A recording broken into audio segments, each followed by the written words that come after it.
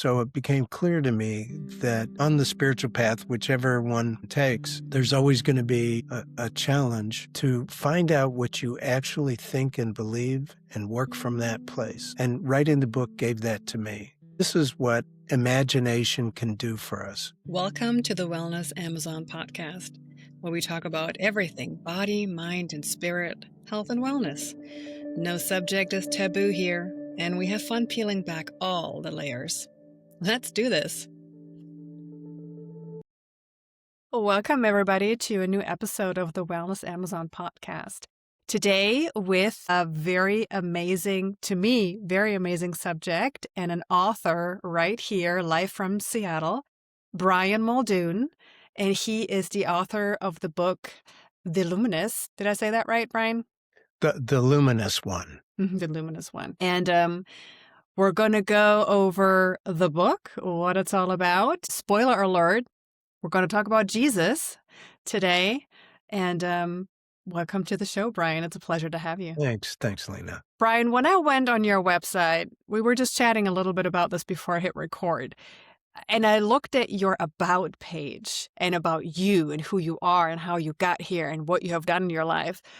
My jaw was pretty much on the floor the entire time. And I thought, wow. You have experienced so much in your life and you have met incredible people. And I think that probably shaped who you are today and how you got to write this book. I would love for you to introduce yourself and to tell us a little bit about how you got there and how you got inspired to write that book. Okay. Well, I'll say this. Just kind of ticking off the usual. I'm a lawyer. I didn't expect to be one when I was a young kid growing up in a very Roman Catholic family. Starting at about age 5, I just wanted to be a priest or maybe a monk because that was kind of the highest target in our family circle. I had a cousin who was a Jesuit priest, and like many Catholic mothers, my mom was sure that one of her 3 boys would definitely be a priest, which would, by the way, give her a complete pass on any sinful behavior that she'd engaged in her entire life. So there was a little pressure to save Mom, although we couldn't imagine what kind of sins she might have committed, maybe missing going to confession once a week or something. Mm-hmm. But as I got older and the thought of a career as a priest and going to the seminary drew closer, I started to think a little bit more carefully about my expected profession and began to really question basic Catholic doctrine. And then I ended up in 8 years of Jesuit education, and the Jesuits, if nothing else, are great promoters of thought and analysis and logic. And it was very hard to justify that with the kind of religious training we were also getting. So Seeds of Doubt started fairly early, but I still was serious about possibly going to the seminary, even through college, but ultimately decided to get married rather than to enter a celibate lifestyle. And that kind of set me off on a path of my own, which led away from law for a very long time and into conflict resolution. Was one of the early adopters of mediation back in the 1980s, and for 25 years did nothing but help people settle their disputes. But still, the call of a possible religious life seemed still to be present. And in 1992, I ended up as the head of the facilitation team for the Parliament of the World's Religions, which was 6,000 people coming together in Chicago, and people from every conceivable religion or belief system. And so that was a very, very rich stew. And I got very interested in interfaith dialogue, how people from one belief system could communicate and interact with people of another. So we had Hindus and Sikhs and Muslims, Catholics, Protestants of every version. Everybody was there and looking for ways to enrich their own spiritual life by interacting with others. So after that, got involved in a variety of interreligious processes and events, and kind of culminating in spending a week in Dharamsala, India, with 100 intellectuals from the West and the Dalai Lama, and Wow. just a wonderful exchange of views and insights on his part, and a very kind of interesting and humbling journey for the rest of us as we kind of compared our own internal processes for what we were seeing around us. So that was an awesome experience for me. And I made many trips back to India, helped start a group called Friends of Compassion, and we built a women's center and helped build a school in some of the most remote regions of the Himalayas, and found that by serving others, that was really the best part of the spiritual path, whatever one's belief system. Mhm. I'd have to say those were among the happiest moments of my life, is interacting with people from different parts of the world. So that's sort Wow. of me in a thumbnail. That is beautiful. And it's almost like the perfect world when you describe this, where people from different belief systems come together and exchange thought, information, ideas, questions. Um, that's how it's supposed to be, right?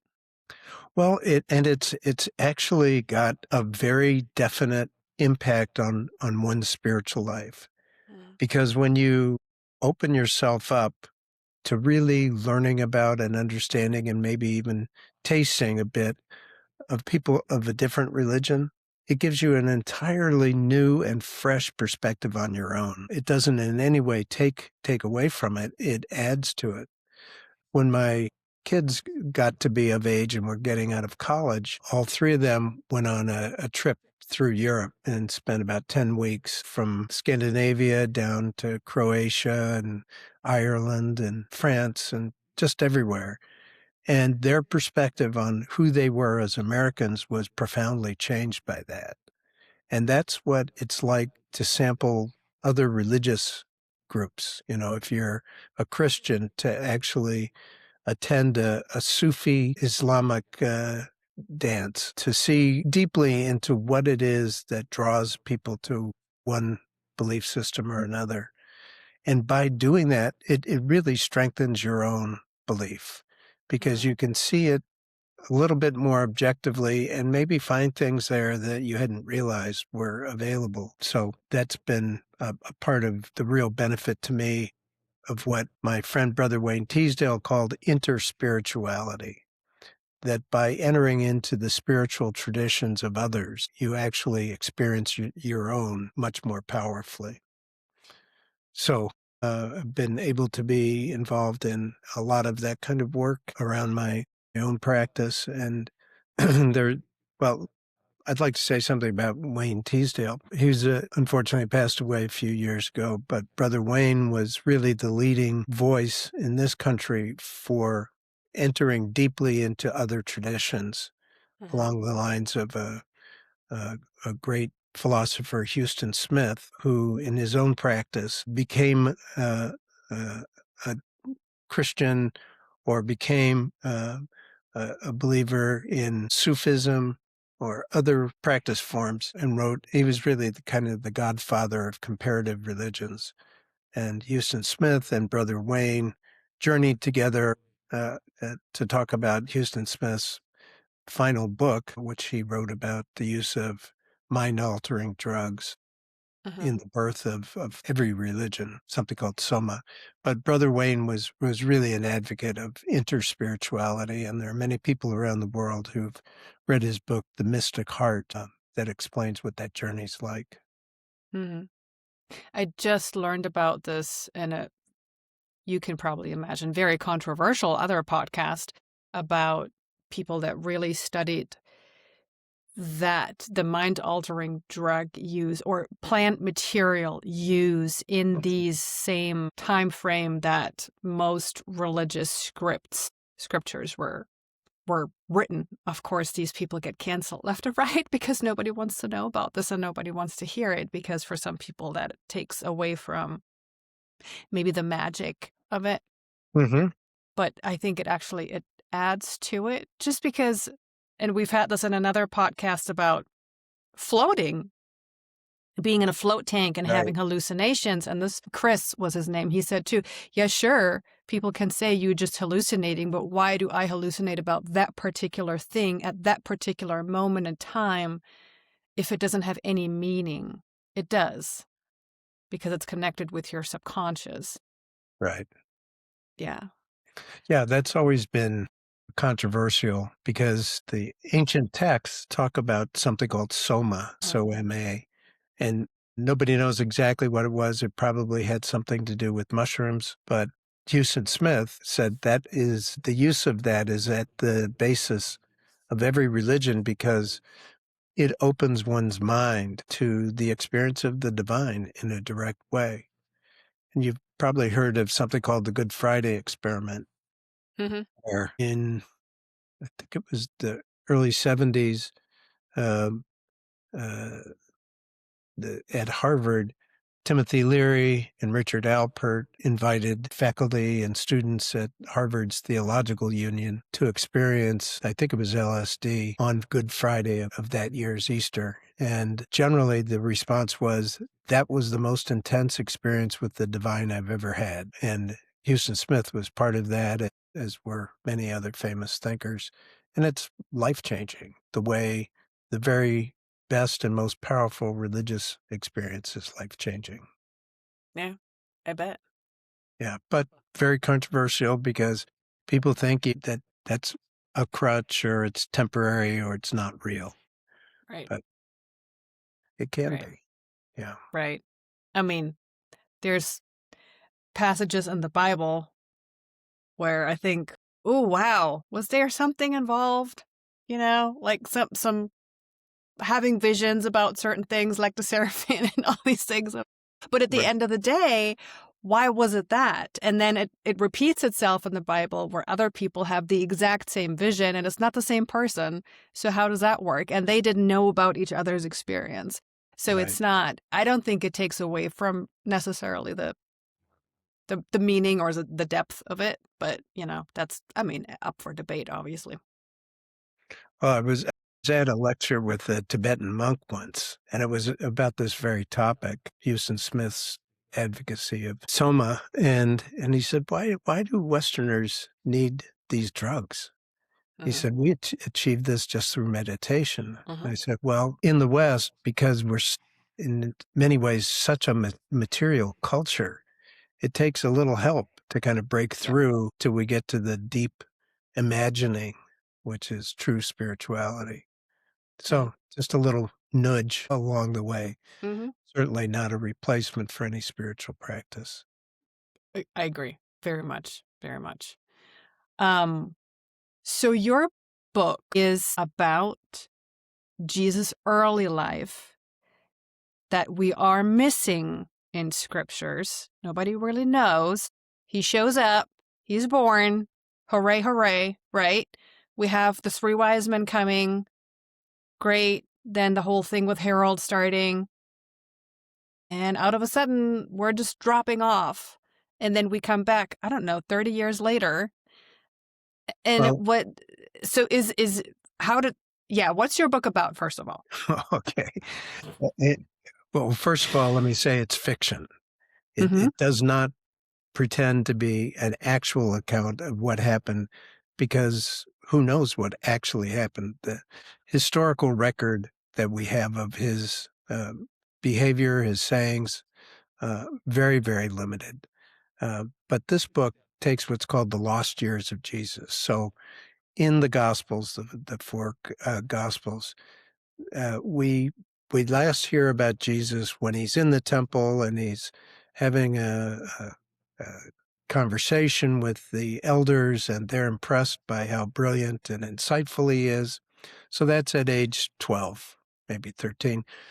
And then silence. At age 30, that's when he reappears. So there's a 17 or 18-year gap between the scriptural accounts, and that's what's called the lost years. In this book, I imagine, well, let's say that instead of just being dropped out of the heavens and appearing magically at the wedding at Cana, Mm.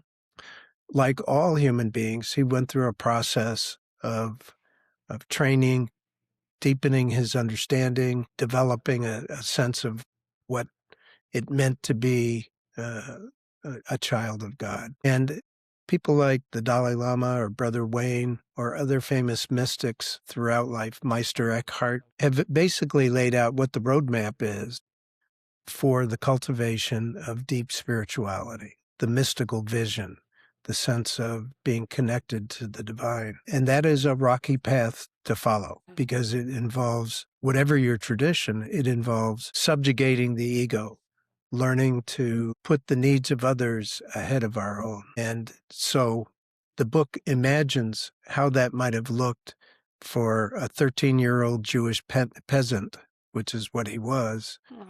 What would it take for somebody like that to have a profound awakening into a different level or sphere of awareness? So the book's kind of the made up history of what it might have been like for someone to develop that depth of understanding and experience. So it starts with his going on a long journey with his stepfather, who was running a string of camels between Jerusalem and India, going up through Afghanistan, meeting up with some Indian seekers who were on their way to the Ganges River.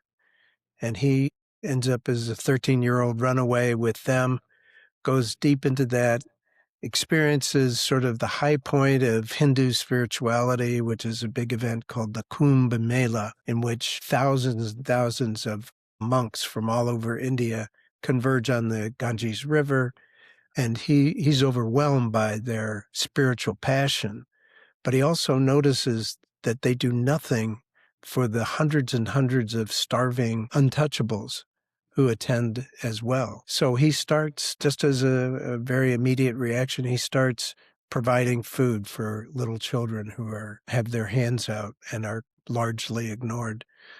And he finds tremendous gratification in giving to others. So you see the development of what compassion can look like in a life. And he gets very engaged. But then he has a series of very human experiences that teach him about humility, loss, grief, care of others. His best friend, a Hindu monk he had met, is murdered over a sectarian issue.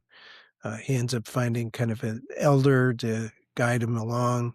He ends up at an interfaith event that actually did occur in the first century in Kashmir, India.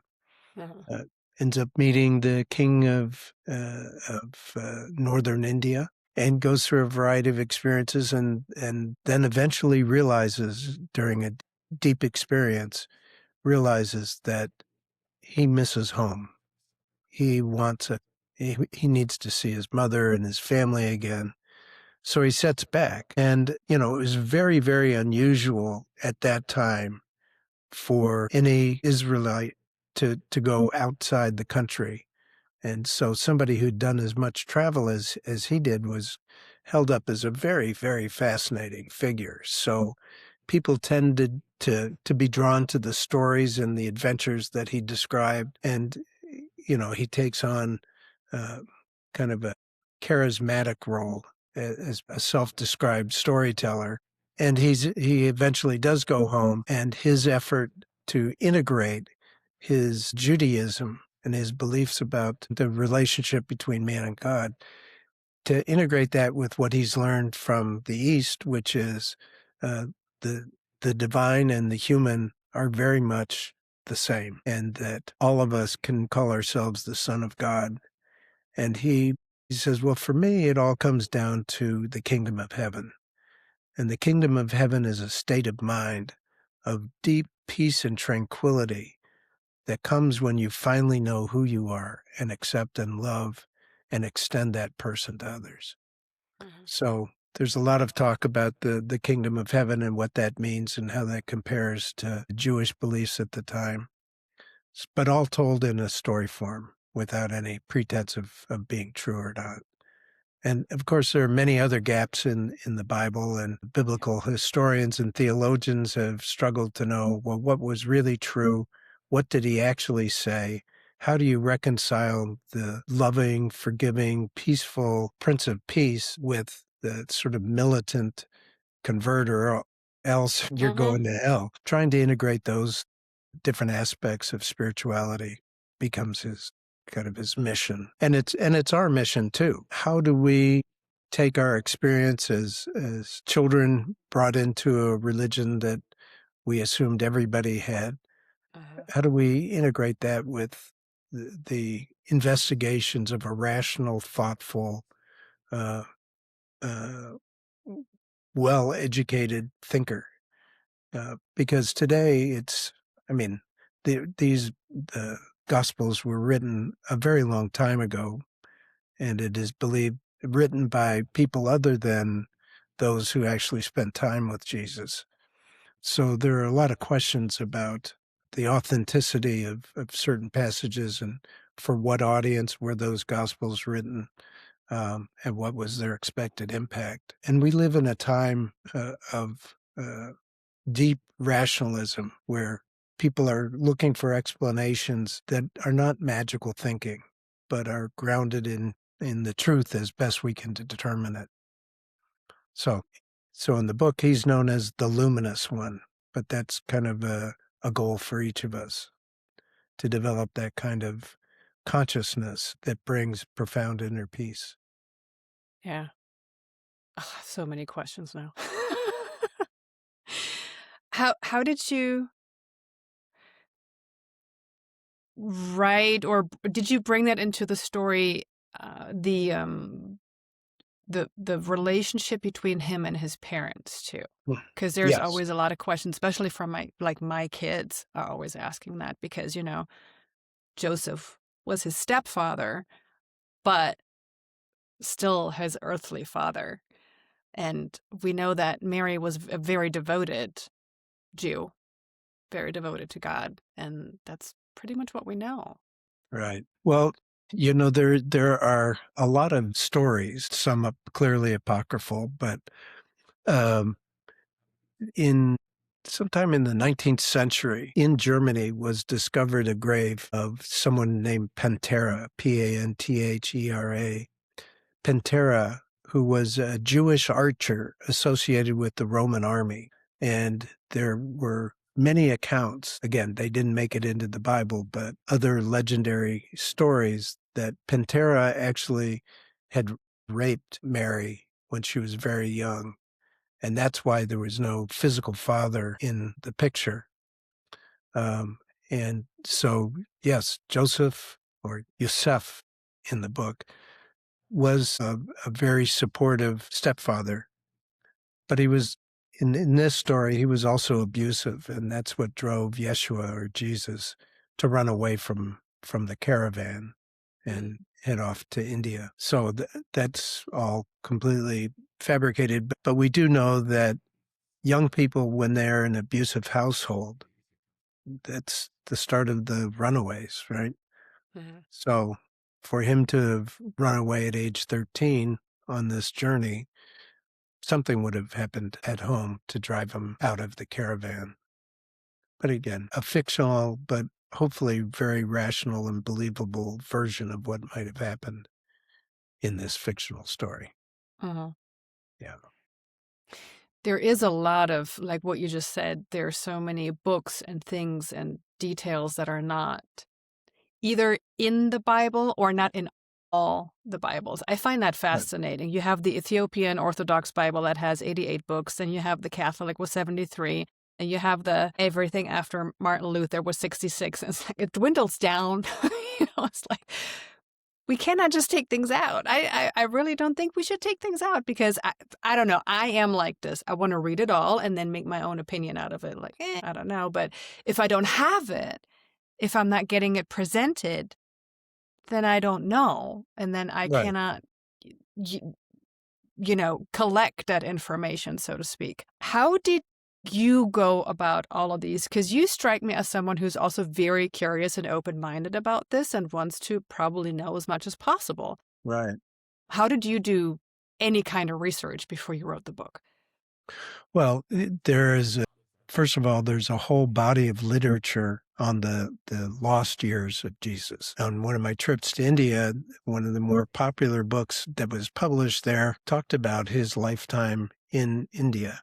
And in northern India, they don't call him Jesus, they call him Isha, ISSA. So there's a lot of speculative literature, a lot of fiction around that. But historians have done a tremendous service, particularly um, uh, Erdman and others who've looked into what are these gospels and why are they so inconsistent with each other? Who actually was the author? And it's Mhm. believed that none of the gospels were written by a single person. It was an amalgamation of oral tradition, a desire to attract a certain audience. For example, Mhm. Greeks who were not Jewish, um, and Romans, and uh, they can provide a great deal of background to help us understand what might have happened. And of course, you have the whole Nag Hammadi library, all the texts that were discovered in Egypt in 1945, I think it was, which include the Gospel of Thomas, Gospel of Mary Magdalene, Uh-huh. just a whole slew of other documents. And then you ask yourself, well, how do I know which ones are legitimate and real? And the answer is it's very difficult to know because at that time, people didn't write autobiographies or biographies. They might have stories about a legendary great person like Alexander the Great, who also referred to himself as the Son of God and traipsed all across, I think, Libya to have an oracle declare that he was, in fact, the Son of God. This was true of in Egypt and Greece and all around the ancient world. People were claiming to be the Son of God.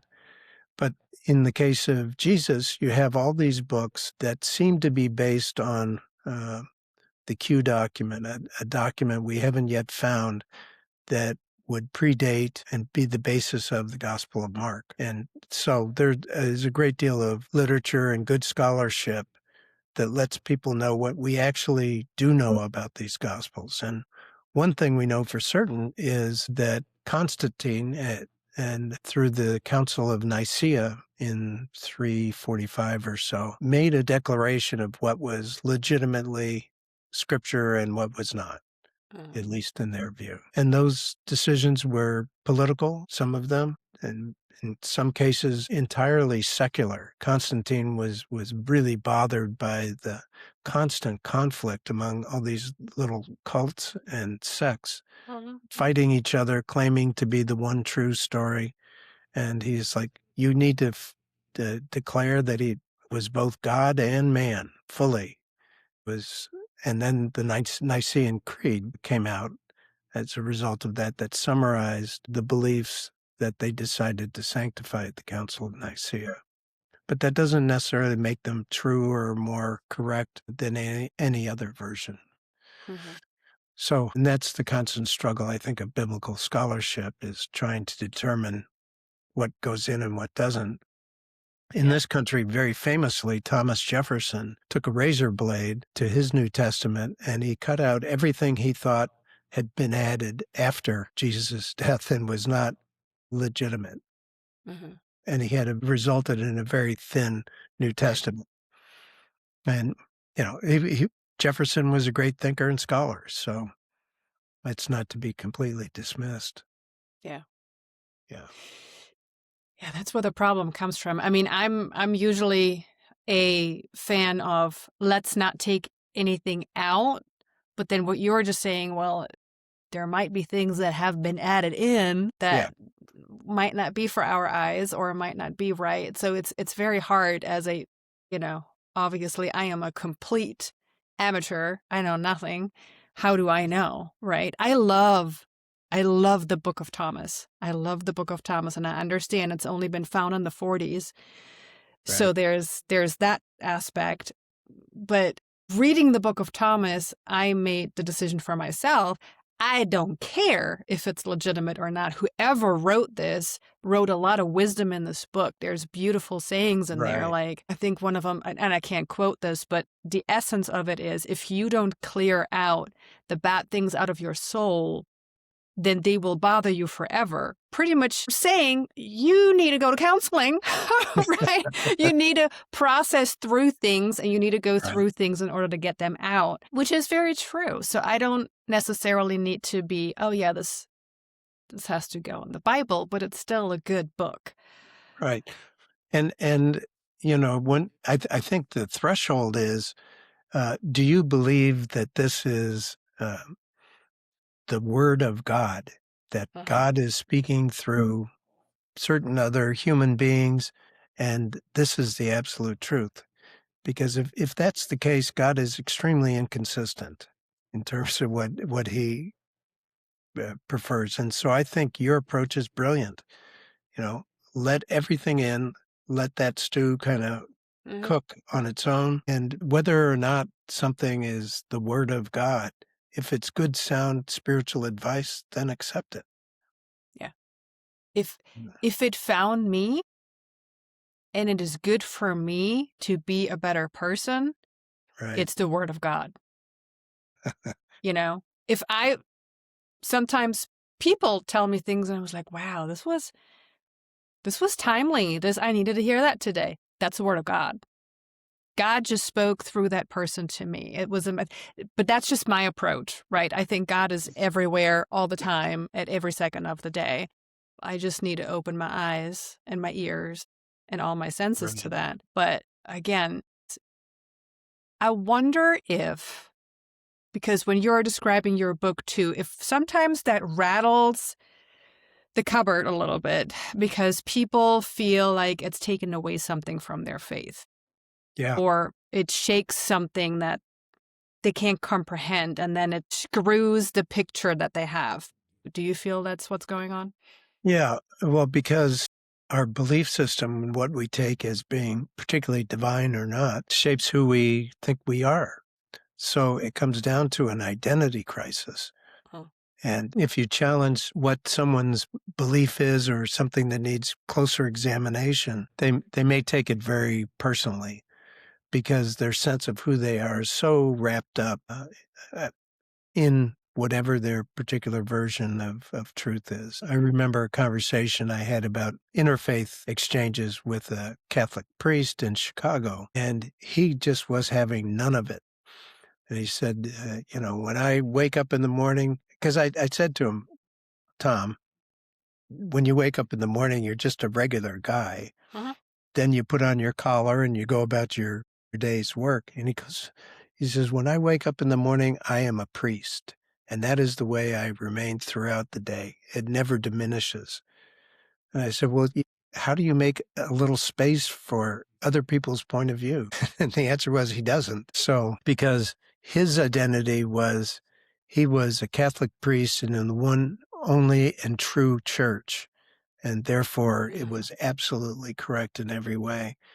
And it does rattle the thoughts of somebody who is so identified with a particular dogma to have it challenged. But what people who are like that don't appreciate is that opening yourself up to the spiritual practices of others will probably only strengthen and deepen your understanding of your own beliefs. It's not a threat, it's an invitation. But it does take a willingness to open the mind a bit. Yeah. My question is always, what's going to happen if? Nobody says Jesus isn't real. Nobody says that. Everything, even what we're talking about, there's God and there's Jesus, and that's the core of it. And that's, as long as nobody rattles that, there's no harm, no foul. If there is slight nuances in translations or adding or what happened before or what happened after, it just adds to it. It's just, it makes it richer if we let things in versus, oh, no, we have to cut this out. I mean, there's things too that are not supposed to be for our eyes that allegedly the Vatican has, and nobody can know about it. It's like, but I want to make that decision for myself if I can handle what's in the scroll or not. I'm an adult. I want to know. Yeah, but you have an open mind. And one of the the real challenges is we live in a time where people who are closed-minded seem to have way more influence than is healthy. And being open-minded is a sign of a critical thinker. Unfortunately, people have written off spiritual matters in many ways as immunized or isolated from our obligation to find the truth in other ways. It's like we need to know the truth when it comes to diagnosing an illness. We need to know the truth when it comes to determining legal cases. Why would we absolve our religious inclinations from that kind of critical analysis? I just think, today saying, well, it's just a matter of faith and you can believe whatever you want, but you have to exempt religious beliefs from scrutiny. That doesn't wash. And that's why so many young people have turned away from organized religion, I think, because they go to a job, say, as a software engineer, where they're trying to find out what algorithm actually solves the problem. And then to say, well, then go home and be a magical thinker and decide that whatever it is you believe is the absolute truth. They're inconsistent. And people with closed minds have a very hard time dealing with ambiguity. And unless we open ourselves up to ambiguity and paradox, we're limiting our spiritual journey. Yeah. Yeah. And I mean, it's not just scriptures and are they legit? Are they not legit? Then you have, I don't know how many different languages, right? Aramaic, Right. Greek, Hebrew. Hebrew is such a poetic language almost. And then you have all of these languages. There's an old version of it too. So you have all of this times two and then times. It is just crazy. And people think there's nothing lost in translation. Just what was the word? It wasn't Abba. It was the other one, the word for brother. But that could also mean cousin and any relative pretty much in Hebrew. So now it's like, was there an extension of the family tree? Was it not? That's already where it starts. Well, I have all the questions and I don't need to have the answer to all of it, but I know there's wiggle room. We Right. never know for sure. Yeah. And again, turning your laser focus on whether or not something is true or valid is an important part of the journey, I think. So being open and looking at things like that the most famous mistranslation, I would say, is that Mary was a virgin, because people say, no, the word actually means young woman. It doesn't mean that she didn't have sex. It meant that she was a young woman. So an appreciation for the Jewish language and Greek, which is what the New Testament was written in. Those are the kind of things that definitely strengthen your understanding of the New Testament for sure. Yeah, absolutely. And really being committed to knowing what's true. I guess that's the big thing, that if we don't care about whether something is true and we just feel like it's enough to accept it at face value on faith, then that part of our brain is completely shut down. And it's hard to imagine any divine being who basically wants you to remain ignorant and not thoughtful. If Right. there's a God, I think it probably has something to do with the advancement of awareness and Yeah. whatever it takes to get there. I mean, you would think God didn't speak to all the prophets just for funsies. He had something to say and he wanted that to be written down accurately and being taught. But then it's also, again, funny that we have then, Jesus come in later in the Bible and saying, you misunderstood a little bit of that, what my dad said. Let me fix that, So it's, I mean, even then he had to come in and say, it's not how we meant it, Yeah. So, I mean, obviously, we nowadays who are not directly speaking to the prophets, why would we get it all right? We don't. Right. Well, and I think it's important to consider that neuroscience has demonstrated that people have really terrible memories, Uh-huh. and eyewitness testimony, if there is eyewitness testimony in the New Testament, that it's unreliable. In fact, it's the least reliable form of evidence that you can get admitted in court Uh-huh. is eyewitness testimony. So why would we, again, exempt these critical spiritual teachings from recognition that somebody may have had a faulty memory or it was passed on 100 years after it supposedly happened? We have to take all that into account if we're serious about getting to the truth of it. Does that make sense? It does. Yeah, that we should use our very best tools to determine what was true or not. Uh-huh. I'm reminded of a comment that the Dalai Lama made probably more than once, but he was questioned, look, if it turns out that you believe something that science has proven to be false, what would you do? He said, in a contest between religious dogma and science, science always wins, which was a really powerful statement to make. He made this to a bunch of monks who were like, you mean I might believe something that's not true? And the Dalai Lama said, for example, in Buddhism, we believe, in Tibetan Buddhism, that there were 7 planets. There was a lot of discussion in some of the sutras about 7 planets. He said, well, we didn't have the equipment to know that there are actually 9.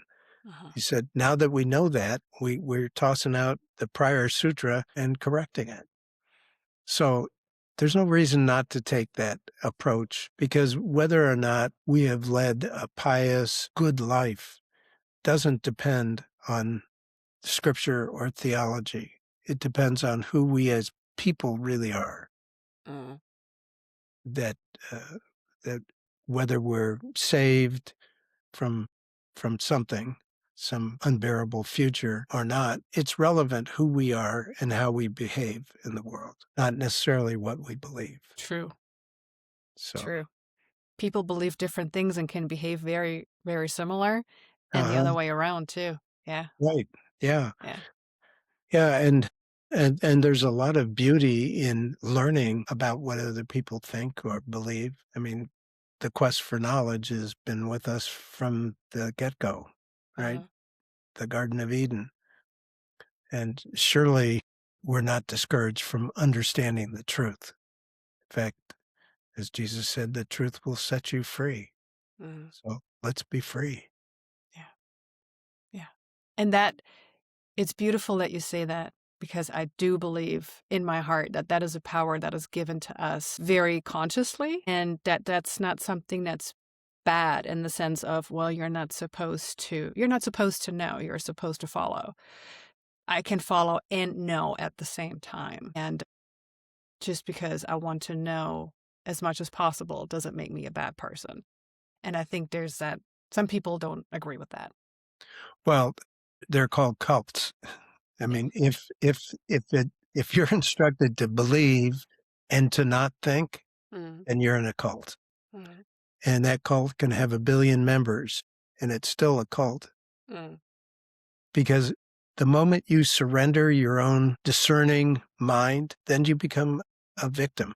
mm, It's particularly heinous that someone says, in order to achieve heaven or the kingdom of heaven or enlightenment or spiritual progress, in order to do that, you have to not think about it. You just have to accept it on face value. mm, Turns us into ignorant children. And it's also extremely dangerous because here in the US, Jim Jones led his followers in his cult to suicidal death. mhm, And there are people who are spiritually manipulated every day because they're told you cannot think about this for yourself. mhm, The thinking about our belief system is what I would call non-delegable. You can't outsource your spiritual life. You can't just say, well, because I followed so and so, that's all I need to do, and they'll tell me what's right. You do that and you give up your humanity in the belief that somebody else knows better for you than you can know for yourself. mhm. And that's very, very dangerous. And we live in a world in which people are trained now by AI Yeah. as well as other technologies. We're being trained to go along with things that are completely unacceptable. Uh, Uh, we just we may tell ourselves that we're followers and that's all we need to be, but the truth is, whether you like it or not, where you end up, as my dad used to say, you're each of us is captain of our own ship. mhm. Each of us is responsible for all the choices we make, and you can't outsource that. Yeah.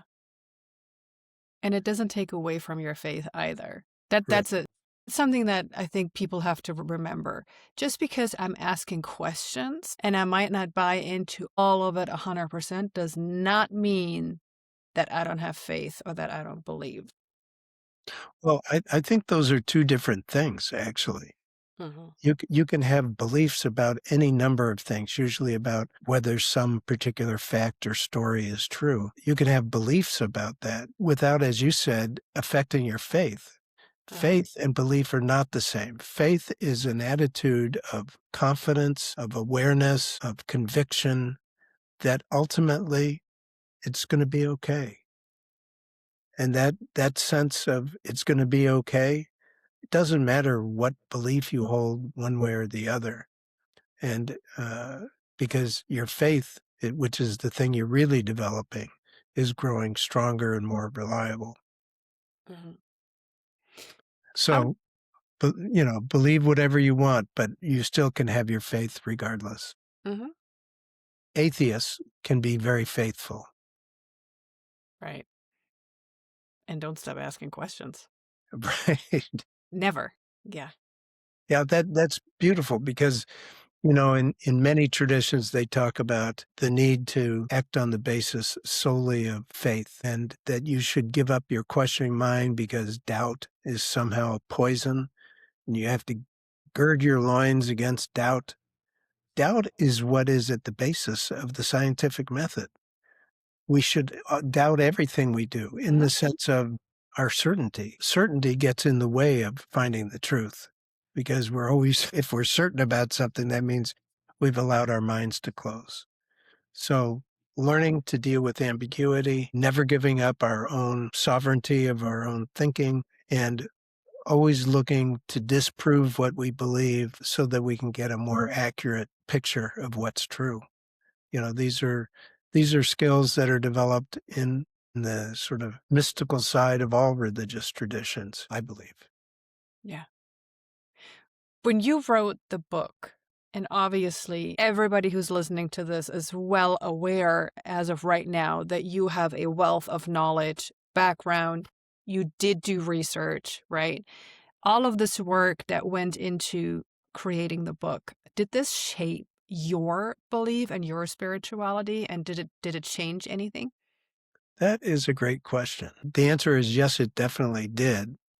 And partly because the book was written in conjunction with another project I've been involved in called Mind University. And Mind University is like a 1 year online program to help strengthen our cognitive skills. Mm. And at the basis of that is being a critical thinker and applying logic and reason and evidence to every issue. So I was working on both at the same time. And so everything that I thought I believed as a kind of spiritual matter came under examination as part of Mind University. And the process of actually writing the book was a tremendous relief to me because for 50 years I'd been uh, examining, searching, traveling, talking, trying to understand to the best of my ability what was true and what was the real path for me. And uh, I had a fairly serious health scare, and the message that I got from that was, you should, if you're going to ever write anything about this, you should probably do it now. Mhm.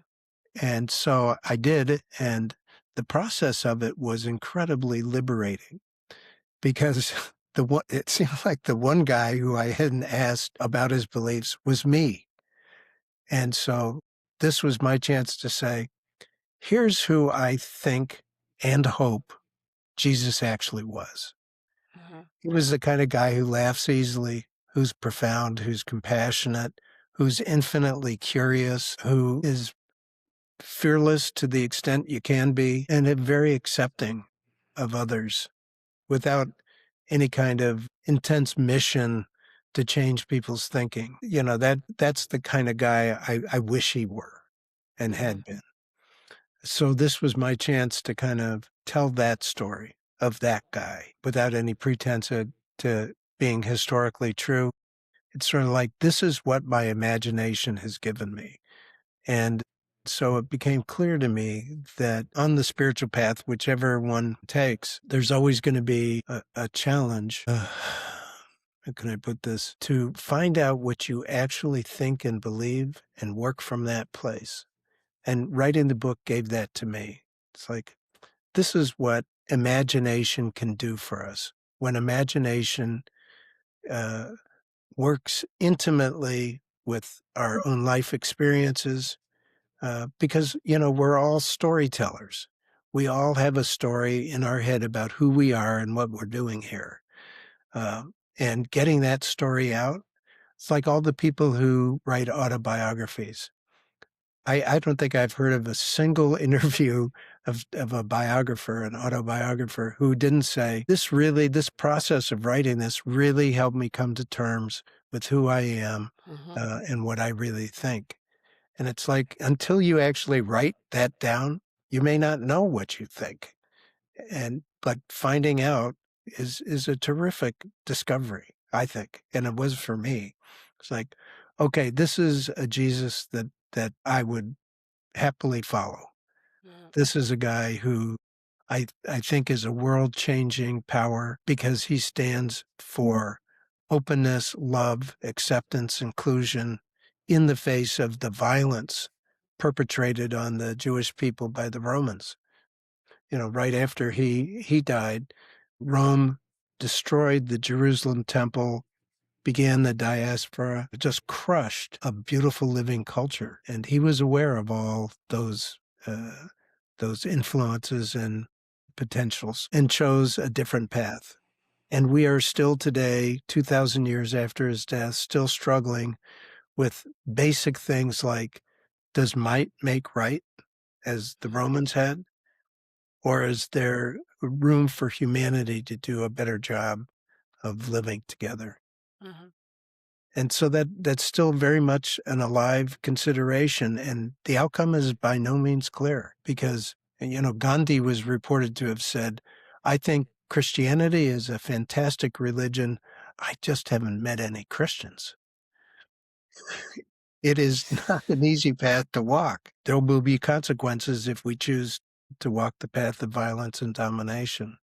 Mm-hmm. And unfortunately, in this country right now, that debate is very much on the table. Mm-hmm. Yeah. And that what it boils down to, right? Can we be a good human being today? Yeah, right. No matter what you believe in. That's the goal. That's the end goal. Right. You put your finger on it. All the other doctrinal arguments fade in importance before the question, am I going to be a good person? Am I going to be someone that I'm proud of, who makes an actual contribution to other people? Then Yeah. that's easier said than done. Yeah.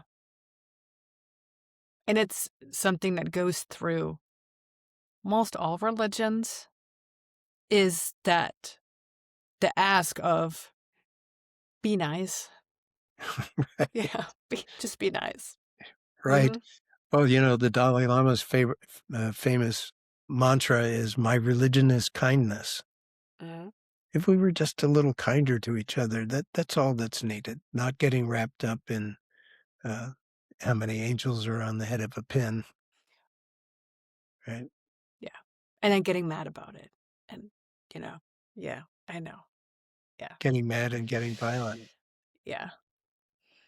Yeah. The war and harm in the name of religion, that has always rattled my brain. That is an oxymoron right there. Right. You don't do that. No God is asking you to kill and slaughter. But yeah, here we are. Mm-hmm. Yeah. And I mean, that has continued to be the curse of humanity, is our unwillingness to actually be good neighbors to each other. Mm-hmm. And like you said, the golden rule is part of every religion. Don't do to other people what you don't want to have done to you. Yeah. Seems And simple.